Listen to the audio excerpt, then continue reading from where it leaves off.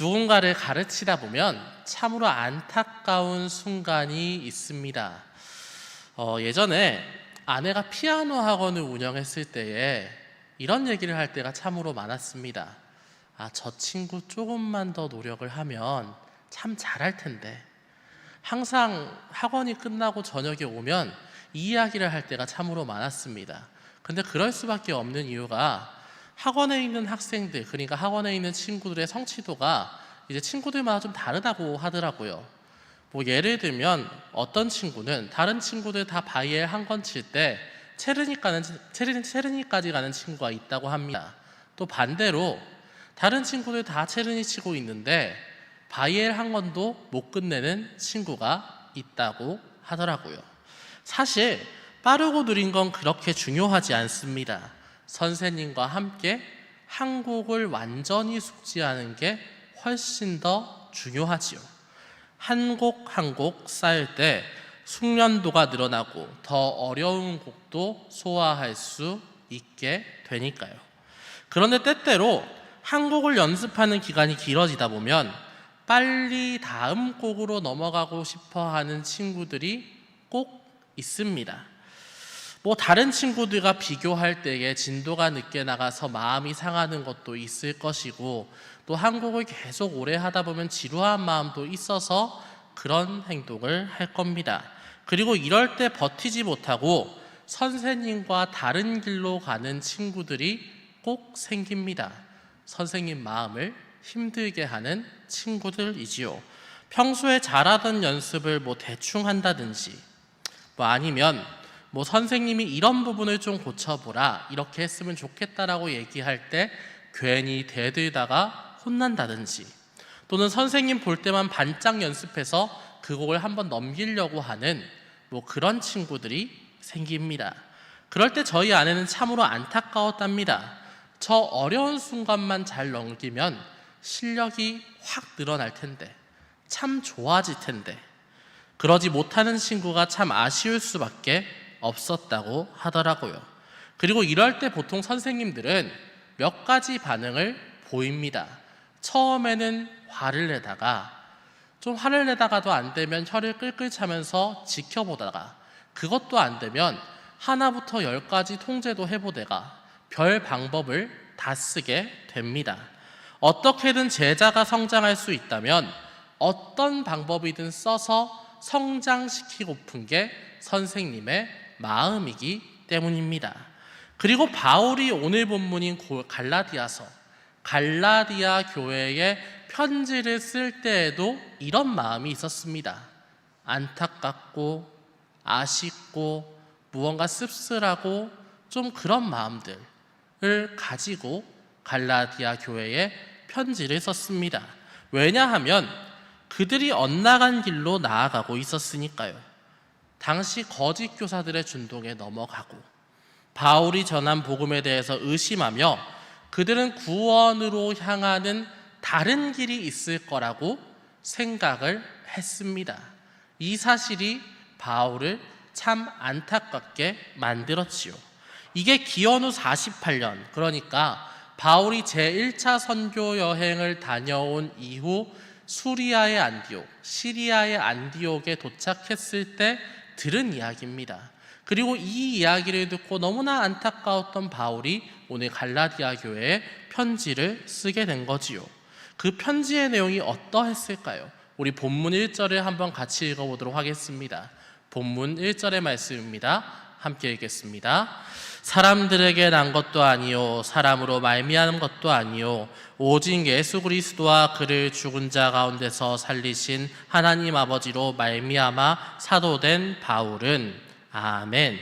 바울은 가장 먼저 인사말로 갈라디아 교회에 편지를 쓰기 시작합니다.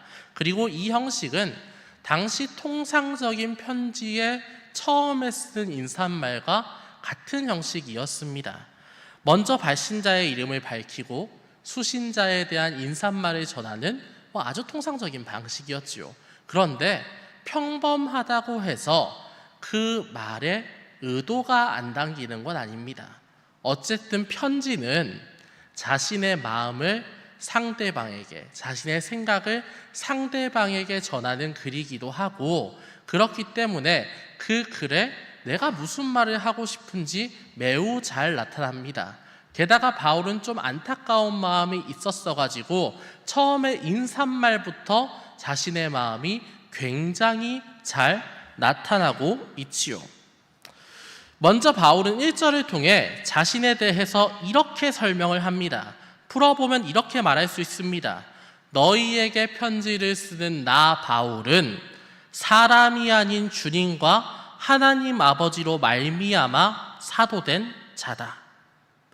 이 글을 보면 어떠한 마음이 드십니까? 바울이 자신의 사도성에 대해서 변호하고 있구나. 굳이 처음부터 사도성에 대해서 얘기하는 이유는 자신의 사도성에 대해서 변호하고 있는 거구나 라고 생각을 할 수 있습니다. 그리고 좀 더 한 수 앞으로 내다보면 그 당시에 갈라디아 교회에서 바울의 사도성을 의심하는 사람들이 있었구나 라고도 생각할 수 있습니다. 그래서 어쨌든 갈라디아 교회에 복음을 전한 것은 사도 바울이니까 이 바울의 사도성을 의심하는 건 복음이 흔들린다는 얘기니까 바울이 빠르게 자신의 사도성에 대해서 방어하고 있구나, 변호하고 있구나 라고 생각할 수 있습니다. 하지만 오늘 1장 1절 이후의 갈라디아서에는 전혀 바울이 사도성을 변론하는 글이 나오지 않습니다. 쉽게 말해 심각한 문제는 아니었다는 겁니다. 그렇기에 1절의 자기소개 글은 사도성을 변호하는 데 그 초점을 둔 글이 아닙니다. 그렇다면 무엇을 위해서 저렇게 쓴 걸까요? 그 의도는 2절의 갈라디아의 여러 교회들이라는 말과 4절의 그리스도의 십자가 사건을 요약하는 글에서 잘 드러납니다. 먼저 2절에서 바울은 이 편지의 수신자가 갈라디아의 여러 교회들이라고 밝힙니다.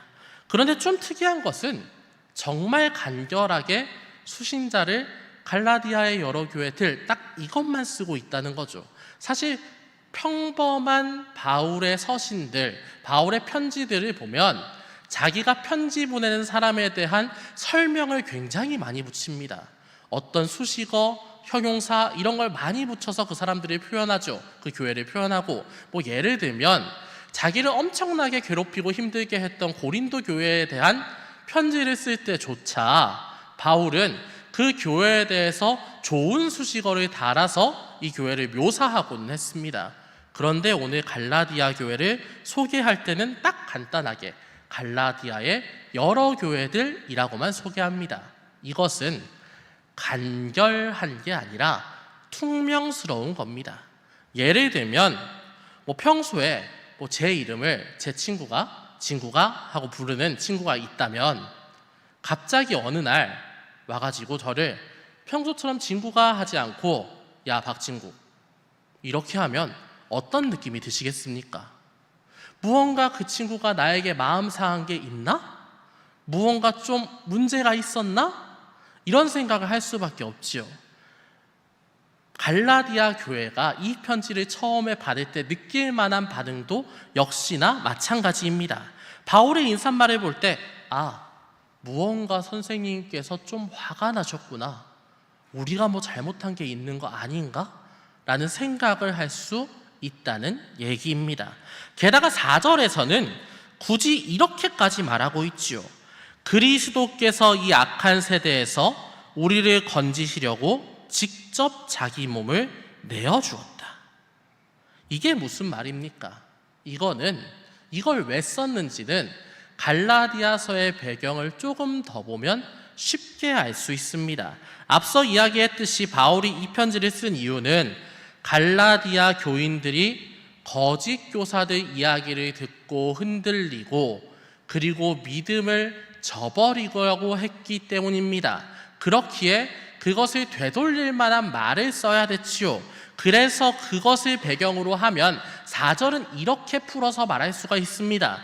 주님께서는 너희를 이 악하고 죄된 세대에서 구하기 위해서 자기 몸을 직접 내어주셨는데 어떻게 그걸 아는 너희가 다시 악한 세대로 되돌아가려고 하고 있느냐라고 물어본 겁니다. 악한 세대로 다시 돌아가려고 한다. 그렇기 때문에 아까 전에 있었던 1절에서 사람이 아니라 하나님께서 세우신 나 사도 바울이라고 한 겁니다. 너희도 역시나 사람이 세운 게 아니라 하나님이 세운 너희 성도들입니다. 근데 그런 하나님이 세운 너희가 어떻게 악한 세대로 다시 돌아가려고 하느냐라고 오늘 물어보는 겁니다. 악한 세대로 다시 돌아가려 한다. 사실 우리에게도 순간순간 이런 상황이 오고는 합니다. 뭐 큰 예시는 아니지만 예전에 초등학교 고학년 때 주일 예배를 빠져본 경험이 한 번 있습니다. 20살까지 딱 합해가지고 정말 인생의 처음이자 마지막으로 예배를 빠졌던 기억이 있습니다. 저희 집은 어쨌든 기독교 문화가 좀 약간 강하기 때문에 절대 예배를 빠지면 안 되는 분위기였죠. 그런데 그날 좀 약간 빠지고 싶은 겁니다. 약간 좀 가기 싫었어요. 밖에 비도 좀 오고 어머니 아버지는 일부 예배 가셔서 교회 봉사하고 계시고, 그리고 또 당시 이제 여러분 시대 때는 아니지만 제 시대 때는 그날 아침에 TV에 이렇게 애니메이션이 꼭 틀어져 있었어요. 약간 디즈니 만화동산이라고 그게 항상 틀어져 있었는데, 그게 있으면 항상 그걸 보면서 교회를 가기가 싫어지는 거예요. 그래서 오늘 안 갈까? 라는 마음이 들다가 그래도 안 가면 진짜로 많이 혼나겠다 라는 생각을 해서 박차고 일어나서 옷을 입으려고 했습니다. 근데 옷을 입으려고 했는데 빨랫대에 바지가 안 말라 있는 거예요. 이거다. 핑계 댈 게 생겼다. 그래, 바지가 안 말랐으니까 교회를 가지 말아야지 라는 미친 생각을 했습니다. 그렇게 진짜로 교회를 가지 않았습니다. 디즈니 만화동산을 보고 즐겁게 누워있다가 3부 예배 끝날 때쯤에 이제 어머니께서 집에 전화가 옵니다. 전화가 와서 이렇게 물으시지요. 너 왜 교회 안 갔냐? 라고 물으니까 제가 아주 당당하게 이렇게 대답을 했습니다. 빨랫대에 보니까 바지가 마르지 않아서 교회를 가지 않았다. 저희 어머니 어떻게 대답을 하셨을까요? 저희 어머니 뭐라고 하셨을까요? 조용히 이렇게 얘기하시더라고요. 집에서 쫓겨나기 싫으면 예배 빨리 가라고. 덕분에 다른 교회 예배도 참여하고 주일 저녁 예배도 참여하고 그날 은혜롭게도 2번 예배 참여하는 그런 기쁨을 맛보게 되었습니다. 사실 잘 생각해보면 굉장히 말도 안 되는 얘기지요. 핑계가 이상하지 않습니까? 아무리 어려도 바지가 안 말랐다고 교회를 안 가는 게 사실 말이 됩니까? 근데 우리도 사실 이렇게 말도 안 되는 핑계를 댈 때가 꼭 있습니다. 주님께서 마음에 감동 주실 때는 죽도록 주님 따르겠다고 말을 하는데, 조금 신앙적으로 좀 처질 때, 조금 내 삶이 힘들 때, 조금 어려울 때, 교회 가기 싫을 때에 적당한 핑계를 찾다가 이상한 핑계를 댈 때가 꼭 있습니다. 그래서 때때로 저 같은 경우에는 이제 성도님들이나 청년들한테 전주에 이제 교회 안 왔을 경우에 좀 물어보는 경우가 있습니다. 근데 물었을 때 이유가 사실은 그렇게 참 마음이 쉽지는 않은 이유들이 나옵니다. 뭐 예를 들면 집이 너무 멀어서 못 갈 것 같아요.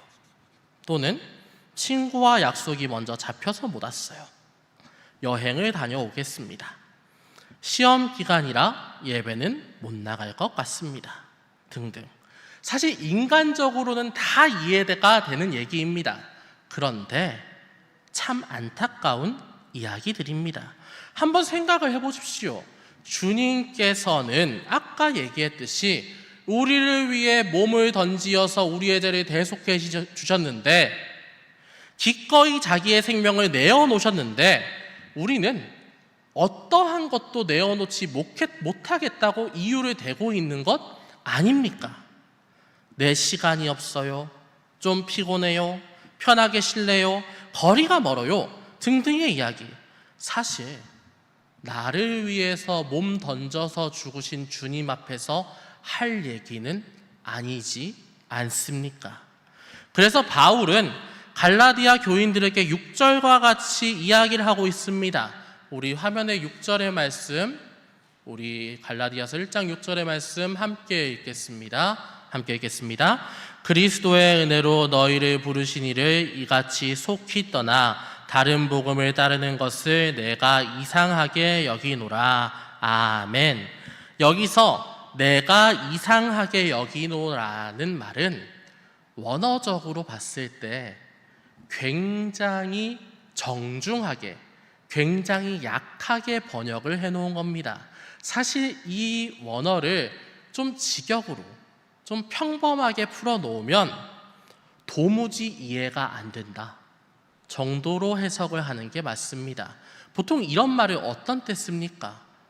상대방하고 얘기하다가 마음이 답답할 때, 그래서 마음이 힘들 때에, 도무지 말을 안 들어먹어서 질책해야 될 때에 도무지 이해가 안 된다, 너 뭐 하는 짓이냐? 이렇게 쓰고는 하지요. 그렇다면 바울은 왜 이렇게 이야기를 합니까? 그들이, 갈라디아 교인들이 다른 복음을 따랐기 때문입니다. 그동안 잘해오던 신앙생활 다 버리고 갑자기 다른 복음, 좀 더 쉽게 말해서 배교했다라는 말입니다. 왜 그렇게 했을까요? 이는 갈라디아서의 배경을 좀 더 생각해 보면 잘 알 수가 있습니다. 많은 분들이 갈라디아서 하면, 여러분 혹시 갈라디아서 읽어보셨습니까? 혹시 이 배경에 대해서 찾아보신 적 있습니까? 일반적으로 이런 걸 찾아보면 뭐라고 나오냐면, 갈라디아서는 믿음과 행위의 상관관계를 얘기해주는 이제 서신이다 라고 설명이 되어 있습니다. 좀 더 정확히 얘기하면 율법과 믿음의 상관관계에 대해서 얘기하는 편지다 라고 설명이 되어 있지요. 왜냐하면 당시 갈라디아 교회의 거짓 교사들이 전한 다른 복음은 할례 안 받으면, 율법 안 지키면 너희가 구원받을 수가 없다라는 얘기였기 때문입니다. 그리고 이에 혹한 교인들은 할례와 율법, 즉 행위에만 치중하게 되면서 행위로 구원을 얻으려고 했기 때문에 믿음에 소홀히 하게 되었다. 그래서 이를 들은 바울은 행위로 구원받는 게 아니라 믿음으로 구원받는 거야 라는 얘기를 갈라디아서를 통해서 이야기했다. 이게 일반적인 대다수의 성도님들이 생각하는 갈라디아서의 배경입니다. 그리고 이렇게 이야기하면 굉장히 열심히 신앙생활하던 갈라디아 교인들이 좀 더 명확한, 좀 더 확실한 믿음의 해법을 찾기 위해서 고민을 하다가 잘못된 교사들에게 혹하여서 갈라디아 교인들이 다른 길을 따라간 거다 라고 생각을 할 수가 있습니다. 열심히 하던 사람들이 혹한 거다 라고 생각을 할 수가 있는 겁니다. 그런데 아닙니다. 물론 갈라디아 교인들이 신앙생활을 열심히 한 건 맞겠지요. 그런데 할례나 율법에 혹한 이유는 너무 열심히 하다가 명확한 것을 찾기 위해서, 좀 더 알아보고 싶기 위해서 그랬던 건 아닙니다. 그건 신앙생활을 하다 보니 신앙생활이 힘들다고 느끼는 사람들이 택한 쉬운 방법, 신앙생활의 반향이었지요. 할례가 없으면 구원이 없다는 말을 뒤집어 보면 이런 생각을 할 수 있습니다. 할례만 하면 구원받을 수 있겠네? 라고 생각할 수 있습니다. 실제로 교인들이 이렇게 생각을 했습니다. 그리고 이건 믿음으로 구원받고 그 믿음대로 성화된 삶을 살아야 하는 신앙생활보다, 평생 하나님 옆에서 열심히 살아야 되는 신앙생활보다는 훨씬 더 쉬운 얘기처럼 들렸죠. 어쨌든 할례 받으면, 율법 적당히 잘 지키면 구원받는 거 아닙니까? 쉽게 말해 갈라디아 교인들은 구원에 이르는 더 쉬운 방법, 매번 신앙생활 때문에 괴로워하지 않는 방법을 찾다가 거짓 교사들에게 홀린 겁니다. 그래서 바울이 질책하는 겁니다. 이렇게 말입니다. 어떻게 그럴 수 있느냐? 결국 신앙은 어려워도 힘들어도 하나님과 동행하는 실천, 그것을 니네가 해야 되는 걸 너무나 잘 알지 않느냐? 그런데 너희가 어찌 그 믿음을 버리고 쉬운 길, 다른 길, 잘못된 길로 가서 너희의 신앙을 망쳐버릴 수 있느냐? 라고 물은 겁니다. 그래서 7절에서 바울이 이렇게 대답을 합니다. 7절의 말씀입니다. 우리 함께 읽겠습니다. 다른 복음은 없나니 다만 어떤 사람들이 너희를 교란하여 그리스도의 복음을 변하게 하려 함이라. 아멘. 다른 복음은 없다. 쉽게 말해 믿음 버리고 구원받을 수 있는 방법은 없다 라고 얘기하는 겁니다. 그리고 바울은 이어지는 8절과 9절을 통해 그 쉬운 길, 그 다른 길로 가는 것을 천사라도 유혹한다면, 천사조차 그렇게 유혹을 한다면 저주받을 것이다 라고 얘기하고 있습니다. 누구든지 지금 너희가 제대로 하는 신앙생활 외에 다른 복음을 전하면 저주받는다 라고 얘기한 겁니다. 그리고 이 경고는 우리를 향하는 말씀이기도 합니다. 언젠가 이런 질문을 들어본 적이 있습니다. 우리 전도하다 보면 이런 질문을 많이 듣습니다. 어차피 교회에서 믿음으로 구원받는다고 하는데, 믿음은 구원받는다고 하는데 나 지금 믿지 않고 세상 되게 즐겁게 살아가다가 마지막에 죽을 때쯤에 믿는다고 이야기하면 구원받을 수 있는 거 아니에요? 나 그렇게 하면 안 돼요? 라고 짓궂게 질문하시는 분들이 꼭 있습니다. 사실 교회 생활 하다 보면 또는 교회 밖에서 얘기를 하다 보면 조금 교회에 대해서 아는 분들에게 많이 듣는 질문입니다. 그렇다면 이건 가능할까요? 가능하지 않을까요? 정답을 얘기하면 불가능하다가 정답입니다. 왜 불가능하냐? 일단 믿음은 하나님께서 강권적으로 지어주시는 은혜입니다. 은혜의 선물이지요. 절대 내 마음대로 믿는다고 다짐한다고, 나 지금부터 하나님 믿을래 라고 한다고 믿어지는 게 절대로 아닙니다. 한번 생각해 보십시오. 예수 그리스도께서 우리를 위해 십자가에 달리시고 죽으시고 그것 때문에 죄가 되었고 그 예수님께서 부활하셨다. 이거 믿음 없이는 절대 사실로 믿을 수가 없습니다. 신앙적인 부분이 생기지 않고 믿을 수가 없다는 얘기입니다. 그리고 그 믿음은 이성적으로 생각했을 때 절대 말도 안 되는 이것을 믿게 하는 그 믿음은 하나님께서 우리에게 은혜의 선물로 주신 겁니다. 그래서 그 덕분에 우리는 하나님의 은혜로 믿게 되면서 구원의 길로 올라서게 되었지요. 하지만 그걸로 구원받는 과정이 끝나는 건 아닙니다. 물론 믿음으로 값없이 의롭다 하심을 얻게 되었지만 그것은 내가 죄인이라면 하나님께서 너 의인이다 하고 이렇게 라벨지를 붙여준 거하고 마찬가지입니다. 내 속까지 다 완전히 의인이 된 건 아니란 말입니다. 그래서 주님의 은혜로 믿어서 구원받게 되었다는 말은 그 이후부터 진짜로 주님께서 나를 의인이라 불러주신 게 너무나 감사해서 그게 믿어져서 이제 진짜 의인이 되기 위해서 열심히 살아야지 라는 마음을 가지게 되는 과정이 있어야 합니다. 그게 바로 성화의 과정입니다. 물론 그 길을 걷기가 싫을 수도 있습니다. 그리고 이미 구원받았는데 그 어려운 길을 안 걸으면 안 되냐라고 얘기를 할 수도 있습니다. 그런데 말씀드렸듯이 진짜 믿음을 가지고 있다면 그 믿음이 선물이고 그 선물 주신 게 너무나 감사하다면 표현을 안 할 수가 없는 겁니다. 예를 들어서 여러분이 여러분의 남자친구, 여러분의 여자친구 또는 여러분의 가족에게 선물을 줬다고 한번 생각을 해보십시오. 그런데 그 선물을 받은 여러분의 이성친구 또는 가족이 그 선물을 받고 난 다음에 아무런 표현하고 안 하고 뚱한 표정으로 이렇게 있습니다. 그러면 여러분은 어떤 생각을 하시겠습니까? 아, 선물이 마음에 안 드나? 별로 감사하지 않나? 좀 어떻게 해야 되지? 감정이 있나? 뭐 이런 생각을 할 가능성이 굉장히 높습니다.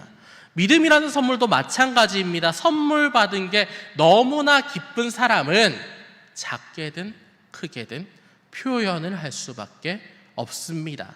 하물며 내 일평생을 바꿀 만한 큰 선물을 받은 사람은 계속적으로 그 사람의 은혜에 감사하며 보답하는 삶을 살아갈 수밖에 없다는 얘기입니다. 쉽게 말해서 그 표현이 없어지는 것, 신앙생활을 주저하고 포기하는 건 그 주신 선물, 믿음을 가치 없게 생각한다, 버렸다, 구원의 길에서 멀어졌다는 표지가 됩니다.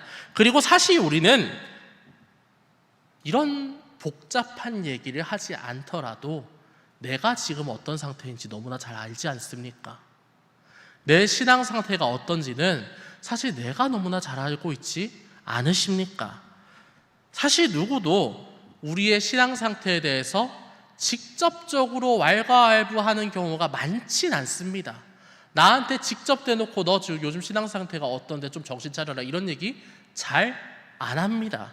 그런데 누가 안 해도 여러분 스스로 여러분의 신앙 상태가 어떤지 너무나 잘 알고 계시지 않습니까? 지금 내가 믿음대로 살고 있는지 아닌지를 말입니다. 내가 다른 복음, 세상이라는 다른 복음, 내 편이라는 다른 복음, 믿음과 반대로 가는 복음을 따르고 있는가 아닌가는 이미 누가 다른 사람이 아는 게 아니라 내 자신이 너무나 잘 알고 있다는 이야기입니다. 그리고 다른 길로 가는 게 잘못되었다는 걸 알았다면 이제는 좀 바르게 걸어야 하지 않겠습니까? 오늘 여러분이 여러분의 마음을 주님께 내어놓고 기도하면서 좀 점검하셨으면 좋겠습니다. 그렇게 주님 앞에 나아가서 기도하면서 사실 내가 너무나 잘 알고 있는 내 마음의 상태, 주님, 저 요즘 신앙적으로 좀 힘들어요. 좀 어려워요. 주님 앞에 나아오는 게 참 이런 이유 때문에 쉽지 않았습니다. 주님 용서해 주시옵소서 할 때 주님께서는 여러분의 약간 처지고 놓아버렸던 그 마음, 좀 더 나아가서 믿음을 버리려 했던 그 마음들, 그것을 다시 모으시어서 회복시키시고 온전한 신앙으로 만드실 것을 믿습니다. 사랑하는 여러분이 쉽고 좋은 세상의 길을 따라가는 것이 아니라, 다른 쉬운 길을 따라가는 것이 아니라 어렵고 힘들고 때로는 고난이 닥치더라도 우리에게 선물 주신 주님께 감사하면서 그 선물, 믿음의 선물에 보답하는 삶을 사시는 청년부 여러분 되시기를 주님의 이름으로 축원합니다. 기도하겠습니다. 사랑과 은혜가 충만하신 하나님 아버지 감사합니다. 오늘 주님의 은혜로 이렇게 예배에 나오고 갈라디아서의 첫 말씀을 들어보았습니다. 주님, 우리가 다른 복음이라는 게 사입이나 이단의 말씀이라고만 생각을 했지 내 스스로 주님에게 멀어지는 거라고는 생각을 하지 못했습니다. 내가 주님 앞에 세우는 그 모든 것이 사실 주님을 버리는 것이라고 생각을 못했습니다. 내 욕망대로 따라가는 것이 믿음을 저버리는 거라는 생각을 못했습니다. 주님, 우리가 주님께 회개하며 나아가오니 용서하여 주시옵고 이 말씀을 통해서 올바른 믿음을 되새기고 복음을 다시 따라가는 우리 청년부 될 수 있도록 주님께서 인도하여 주시옵소서. 이 모든 것 주님께서 이끄실 것을 믿사오며 거룩하신 우리 주 예수 그리스도의 이름으로 기도합니다. 아멘.